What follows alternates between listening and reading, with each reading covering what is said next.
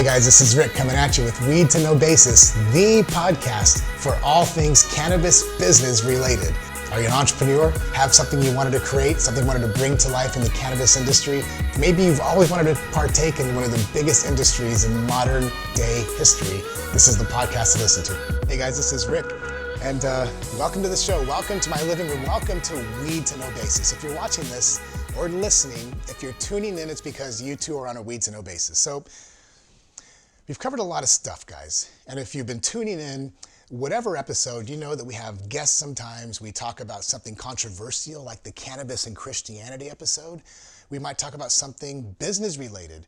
And we make it fun. We make it in such a way that I like to use the phrase that my grandma or an 8-year-old can understand and grasp. We want to distill down difficult concepts around startups, business, entrepreneurship, and bring them home for you in a very easy to understand way. Like the episode we did about the Portland stripper in marketing. Like serious, we made an episode, guys, around how we learned marketing, an impactful marketing lesson from a Portland stripper. But today, one of the things I love to talk about, guys, and love to do, and I'm real adamant about, is developing yourself. Like you. Call it personal development, call it whatever you want. There's a power to that, guys. And the way to think about it is this. If you think of yourself, an entrepreneur in the cannabis space, or somebody who has an idea, here's the thing, and be very selfish about this for a minute. I want you to really think about this. You think about what I'm saying. You are a tool. And I mean that in a good way. I don't mean tool like a dumbass. I mean like you are a tool. And your goal is to stay as sharp as possible. Make sense? And the only way to do that, guys, is to be developing yourself. And I like to do that, to teach it and preach it in a variety of ways. One is through physical fitness. That's a different episode. That's one of my core values. But the other one is by developing yourself mentally, emotionally, and spiritually. Now, we did an episode on cannabis and Christianity, spiritual. We'll talk later, another episode about fitness and why that absolutely matters. It's underrated, especially for entrepreneurs. But today I really want to hone in on personal development and share some things that I do.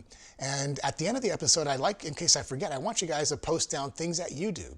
Maybe conferences you've attended, maybe people you look up to or read about. But today, guys, I'm going to share the things that have worked for me and what's working today. So there was a point in my life where I really, really wanted to get into developing myself personally. I know that sounds like a point. It should be done throughout the lifespan, but no, it wasn't. I didn't realize the importance of it until the day I realized the importance of it. It was after we sold our business and I decided I wanted to be a little more conscious, if you will. I wanted to do things for the greater good in a greater way. And I wasn't quite sure where to go. So I did some things that a lot of you maybe have done, is I went to some Tony Robbins events. And I got to say, love him or hate him, guys, he's got a message and he knows how to project it. You give him a soapbox, he stands on it. And so I took a lot of lessons from Tony Robbins, one about NLP, understanding how to work with people one-on-one in a deep, heartfelt way. I understood the importance of developing yourself, read his books, went to several of his, not just UPW guys, but several other, like different types. He does a whole bunch of different ones. And I put that in my toolkit. In other words, I didn't just forget about it. I put that in my toolkit and use that as how I sharpen myself every day. So another thing is Jack Canfield. He wrote the book Chicken Soup for the Soul. Went out to his house in Santa Barbara, hung out there. A group of us got to have tequila with Jack Canfield. A much different take, a little bit different flavor of personal development, guys. But again, put it in the toolkit. You sharpen yourself up a little bit. You start to aggregate and start to assimilate things you learn. Make sense? I went to writers' conferences like I've shared in other episodes. Went to Landmark. If you guys ever heard of Landmark, Landmark is a deep dive. That's a deep dive weekend, guys. Learned a tremendous amount, not just about myself, but the folks that I'm around, literally in the room and in my life. But then there's one, guys, that we should be doing every day. And that's filling your mind with stuff every single day. Because don't forget, if you're not growing, you're dying. And that absolutely doesn't mean just you as a physical being, but you as a mental being. So some of the things are reading every day. And I brought some stuff here because I want to show you, I want you guys to not be so myopic about the cannabis industry. I want you to know that that you should be reading things that surround the industry, because here's a phrase, you can't read the label if you're inside the jar. And guys, there's no doubt if you're an entrepreneur, you're in the startup phase, if you're a cannabis startup, you're in the grind, you're in the hustle. I get it. We're in that too. But you got to call time out. You got to call time out, because if your axe is dull, it's going to take you a lot longer to get the work done. Think about that. You can chop a lot more trees down with this sharp axe than you can with the dull axe. And part of it, guys, is making sure you are sharp every day. First thing I do in the mornings, guys, I shared this on the episode about routines, is I read scripture before my feet hit the ground. But here's some things, guys. This is real. I brought these, they're props, but they're also real. Ink magazine. Now, I know you guys can see this there. Ink, not Ink the tattoo, because I mention ink often. But Ink magazine, this is this month's issue. I literally went to the bookstore and bought it, guys. If you can't afford an Ink magazine, it's okay. Just go sit in the bookstore and read it. The reason why magazines like Ink and Entrepreneur are so important, guys, is because you learn a lot about the startup world. You learn a lot about the business world, not just cannabis business. There are lots of lessons and things to be learned, marketing, branding, otherwise, from, like, if you open up just the cover of this month's Entrepreneur, they talk about how to profit from waste. Let's see, Kickstarter, to build a team or not to build a team. Nailing your first sale. Guys, the lessons that you can learn, the stuff you can pull out of these magazines are super impactful. Think about out of the box. Beyond that, guys, here's some other things I love to do. This is, it's called Edible San Antonio. This is actually a foodie magazine. And you may have one in your town. You know, this is specifically for San Antonio, Texas, where I live. But I like it because a few reasons. One is I know the editors really well. They're foodies. But two, because it gives me a sense of what's going on in the food community and the chefs who are rising here in town. The hot restaurants, who's doing what. I literally read these cover to cover. There's a kids cooking program here, a new book from a Texas Mexican, that's what it says, wine bar. Guys, I'm looking at this and doing this for a reason, because the things that emerge from this, here's a film festival, a few things. So just as I scan this right here, think about this. Film festival, VIP badge on sale, largest film festival in South Texas. Wouldn't it be cool if they had a CBD presence there? Wouldn't it be cool? I bet there's not a single CBD or hemp company represented in their vendor space at the San Antonio Film Festival. Do you think filmmakers who are really artists would be interested in some sort of CBD thing? I do. And that's the beauty of reading things that aren't necessarily within your realm of cannabis, because the ideas start to compound. You start to sharpen your edge. Some of them in here, like some of the chefs, they did, this is a brand new, maybe it's a chef you know, and you know maybe the chef is interested in launching a CBD edible product. Guys, the point is I read things that are outside of the norm, because you learn things outside of the norm. You get the edge, guys. If you're not growing, you're dying. That includes your business. Guys, make no bones about, well, there's Forbes. Forbes, guys, is an absolute. Now, some people might think, oh, Forbes, that's for the hoity-toities. That's for the people who are the really wealthy. Motherfuckers, if you guys don't plan on being in this club, you're in the wrong business.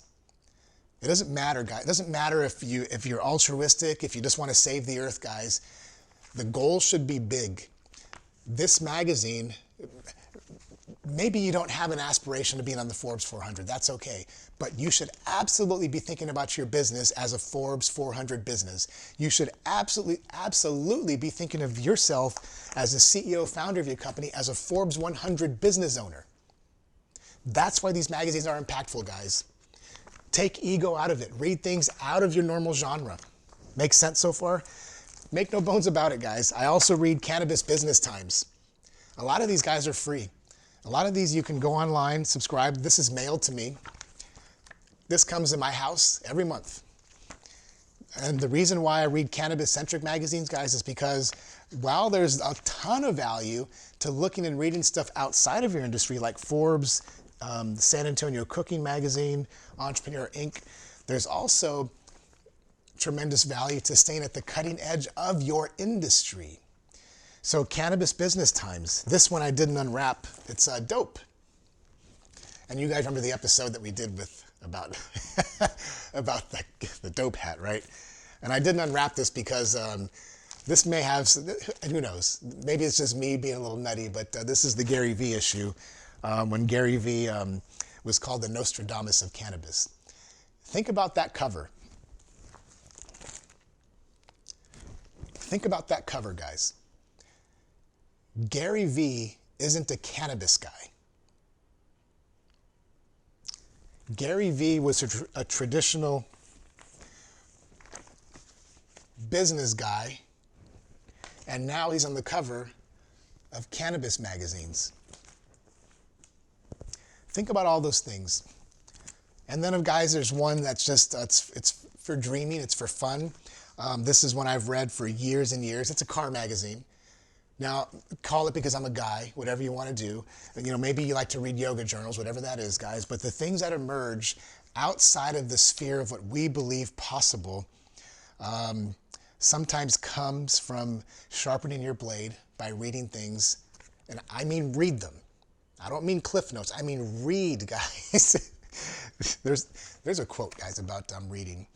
And because I know some folks who are listening to this, you go, man, I don't have time to read, or I do everything audible, and I get that. But the man, this is the quote, the man who chooses not to read is no better off than the man who cannot read. Think about that. There's power to that, guys. So, and magazines, sometimes there's the simplest way for you to fill your head with positive information, personal growth and development, industry news, things that are outside the industry. But the man or woman, but the quote is with man, the man who chooses not to read is no better off than the man who cannot read. And guys, I read books.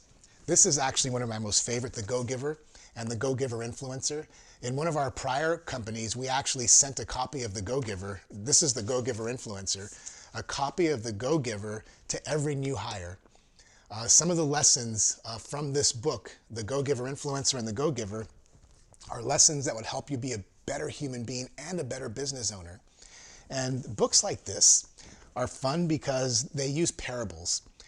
They use stories to transmit the message. Remember, marketing, facts tell, stories sell. Powerful stuff. And then there's stuff that I read, guys, just because I need to get my mind off of anything not business related. But here's the truth. Even with stuff, and I'll show you the cover of this one, even with stuff that is not business related, I'll still take some sort of lesson from it. This one is a new one, just came out. It's by Annie Jacobson.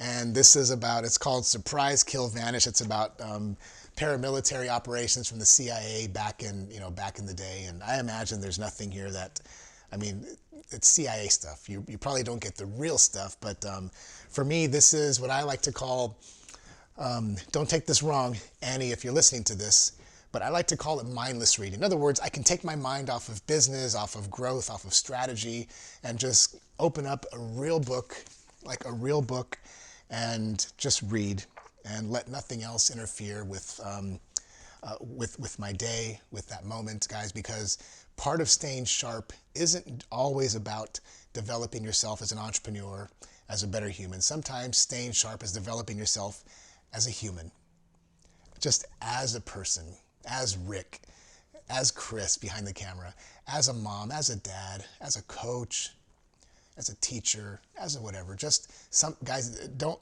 let this be always about business. Sometimes keeping yourself and your blade sharp is about doing something for you. And as we come to wrap this episode, I just want to tell you guys, this isn't just props that we brought here. This is stuff, I have stacks of stuff that I intentionally take time every day to physically open up and read, guys. Take the time for you. In another episode, we're going to talk a little bit deeper about your physicality. I mean, serious, your physicality and why, and I'll share with you some stories around that, guys, which will, they'll make you rethink. The next time you feel like you're too busy to go for a walk, to take care of yourself physically, I'm going to give you some nuggets and things that you're going to think about that are going to make you want to go for that walk. Take care of yourself first, guys. Always, always, always. You're no good to anybody if you're not here, if you're not sharp mentally. Those are some examples, guys. I'd love to hear some of the things that you do to keep yourself sharp on the cutting edge of you as a business owner, as a parent, as a a good citizen, if you will. But as we wrap this up, guys, as we begin to tail this down, I want to make it a rather shorter one today. I want to ask you a question. Our question of the day. Okay, question of the day is, what books, periodicals, magazines do you read? Do you open up and read every day or once a week that help you stay sharp? I'd like you to post those below, because if it's helping you, it's likely going to help somebody else. I shared with you some of mine because you're a captive audience. Now I want you to share some of yours. So the question of the day is, what do you read? What do you read, physically read, each and every day, week, or month to keep you keep you sharp and on your game? Post it below, guys. Respond to us. Don't do it while you're driving, though. And remember, guys, first of all, thank you for tuning into this episode. Remember, if you're watching this, if you're listening to this, if you're tuning in, it's because you too are on a weed to know basis. Have an awesome one. Peace.